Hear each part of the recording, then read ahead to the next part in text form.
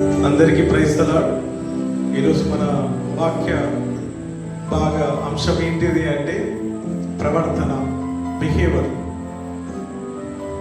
ఎందుకు మన ప్రవర్తన సరిగా చూసుకోవాలి, సరి చేసుకోవాలి అంటే మన ప్రవర్తన సరిగ్గా లేకపోతే నలుగురు నాలుగు రకాలుగా మాట్లాడుకుంటారు. మన ప్రవర్తన సరిగ్గా లేకపోతే మనల్ని దూషిస్తారు. మన ప్రవర్తన సరిగ్గా లేకపోతే నిందిస్తారు. కాబట్టి మనం అవమానకరమైన జీవితాన్ని జీవించడం కంటే మేలైన జీవితాన్ని జీవించడం చాలా ముఖ్యమైన విషయం. ఈ లోకంలో బ్రతుకుతున్న మన ప్రవర్తన ఏ విధంగా ఉంటుంది, మన జీవితం ఏ విధంగా మనం నడుచుకుంటున్నాం, ఒకసారి మనం సరి చేసుకోవాలి. ఒక వ్యక్తి ప్రవర్తన సరిగ్గా లేకపోతే అవమానపరుస్తారు. ఒక వ్యక్తి ప్రవర్తన సరిగ్గా లేకపోతే దూషిస్తారు, అమర్యాదగా మనతోటి మాట్లాడతారు. మన స్నేహితుల్లోనే కావచ్చు, బంధువులోనే కావచ్చు, మన సంఘంలోనే కావచ్చు, మన ఊరిలోనే కావచ్చు. మన యొక్క ప్రవర్తన సరిగ్గా ఉంటేనే మనకు విలువ అనేది వస్తుంది. ఒక వ్యక్తి మనతో ప్రేమగా మాట్లాడాలి అంటే, ఒక వ్యక్తి మనకు రెస్పెక్ట్ ఇవ్వాలి అంటే, ఒక వ్యక్తి మన పట్ల ప్రేమ కలిగి మనతోటి వచ్చి మనతో స్నేహం చేయాలి అంటే మన ప్రవర్తన సరిగ్గా ఉండాలి, మన ఆలోచన విధానం సరిగ్గా ఉండాలి, మన మాట తీరు సరిగ్గా ఉండాలి, మన నడువడి సరిగ్గా ఉండాలి.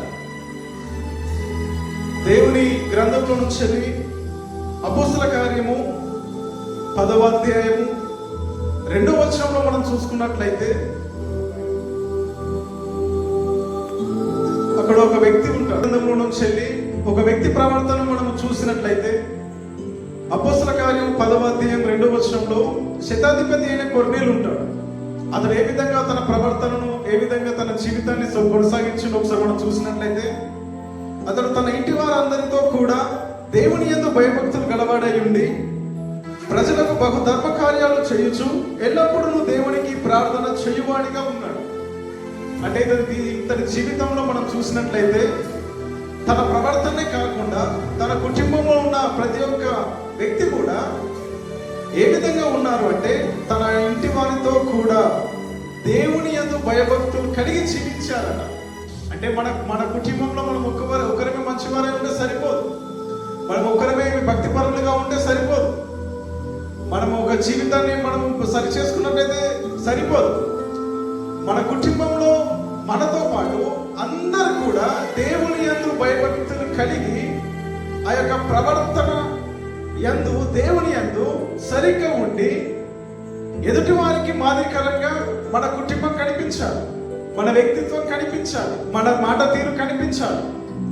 అందుకని ఇక్కడ అపోస్తల కార్యం 10వ అధ్యాయం 2వ వచనంలో శతాధిపతి అయిన కొర్నేలు ఒకడే కాకుండా తన ఇంటి వారందరితో కూడా దేవుని యందు భయభక్తులు కలిగి జీవిస్తున్నారు, బహుధర్మ కార్యాలు చేస్తున్నారు.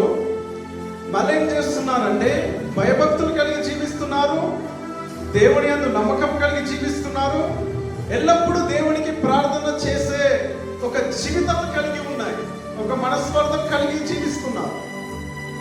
మన జీవితంలో కూడా మంచి జీవితాన్ని కలిగి జీవిస్తున్నాడు.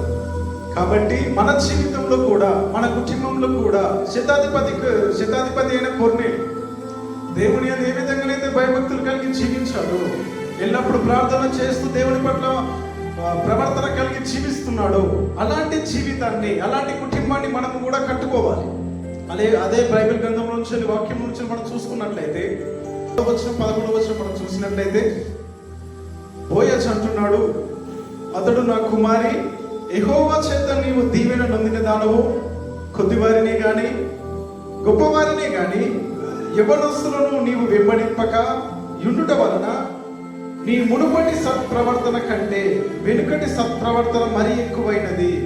నువ్వు ఇంత ముందుకు జీవించిన ఆ యొక్క ప్రవర్తన ఏదైతే ఉన్నదో ఇప్పుడు జీవిస్తున్న ప్రవర్తన మరీ ఎక్కువైనది. ఈ లోకాలను నువ్వు వెంబడించకుండా, నీ స్నేహితులను నువ్వు వెంబడించకుండా, యవ్వన దశలో ఉన్నప్పుడు నువ్వు చనిపోకుండా ఏ విధంగానైతే నీ ప్రవర్తనను కాపాడుకొని జీవించినవో అప్పుడు జీవించిన ప్రవర్తన కంటే ఇప్పుడు జీవిస్తున్న ప్రవర్తన మరి ఎక్కువైనదని బోయాజు మహారాజు ఏమంటున్నాడంటే, బోయాజు అనే ధనవంతుడు ఏమంటున్నాడంటే రూతుతోటి, యెహోవా చేత నువ్వు దీవెన నొందిన దానవు, దేవుడి పట్ల నువ్వు భయము భక్తి కలిగి జీవించిన దానవు కాబట్టి కొద్దివారినే కానీ గొప్పవారినే కానీ ధనవంతులను డబ్బు ఉన్నవారిని నువ్వు వెంబడించకుండా, యవన దశలో ఉన్నప్పుడు యవనస్తులను నువ్వు వెంబడించకుండా నీ మునుపటి సత్ప్రవర్తన కంటే వెనుకటి సత్ప్రవర్తన మరి ఎక్కువైనది. హల్లెలూయా. రూతుకు ఏ విధంగా బోయాజు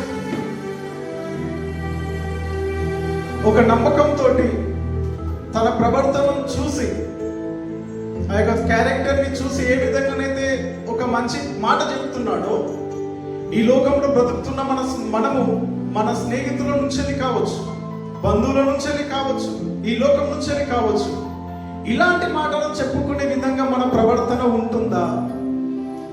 ఇలాంటి ఒక గొప్ప మాట మన ప్రవర్తనను బట్టి చెప్పే వ్యక్తి మన జీవితంలో ఎవరైనా ఉన్నారా? బోయాజు రూతు పట్ల ఒక మాటను తెలియజేస్తున్నాడు. ఆ యొక్క ప్రవర్తన కంటే ఇప్పుడున్న ప్రవర్తన మరి ఎక్కువైనది అంటున్నాడు. కాబట్టి మనము కూడా అలా చెప్పుకునే ఒక ప్రవర్తన కలిగి మనం జీవించాలి. అలా చెప్పుకునే విధంగానే మన యొక్క జీవితాన్ని మనం మార్చుకోవాలి, మన క్యారెక్టర్ని మార్చుకోవాలి, మన మాట తీరును మార్చుకోవాలి, మన ఆలోచన విధానాన్ని మార్చుకోవాలి, మన యాటిట్యూడ్ని మార్చుకోవాలి.